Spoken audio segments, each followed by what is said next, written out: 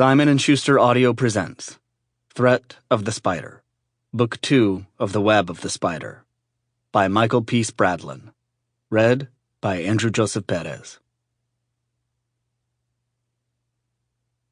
The Nuremberg Zeitgeist.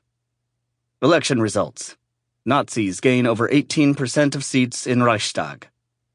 107 seats now makes them Germany's second largest political party. By Heinrich Becker.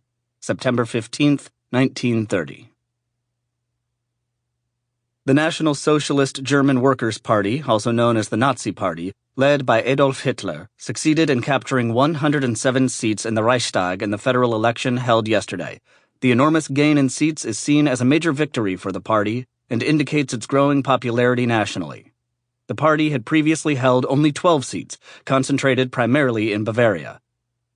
Asked to comment about the results, Hitler was quoted as saying, "And so this victory which we have just won is nothing else than the winning of a new weapon for our fight. It is not for seats in Parliament that we fight, but we win seats in Parliament in order that one day we may be able to liberate the German people."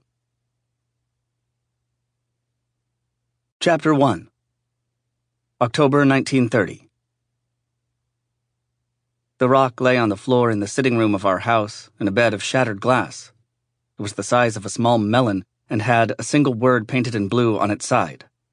It said, Judenliebhaber, Jew lover. I looked at my parents. My mother was quiet, one hand over her mouth.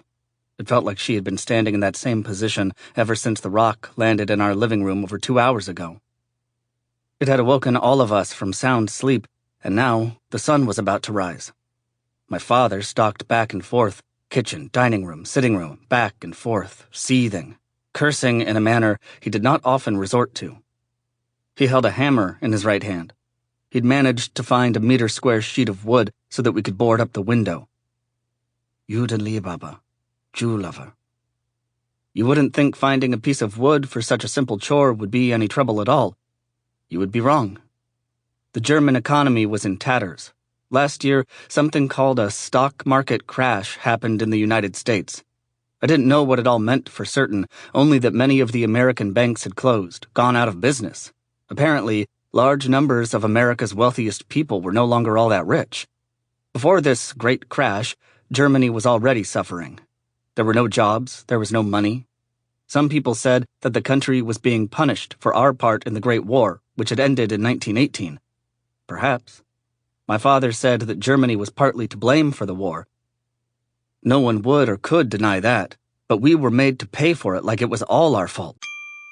Sample complete. Ready to continue?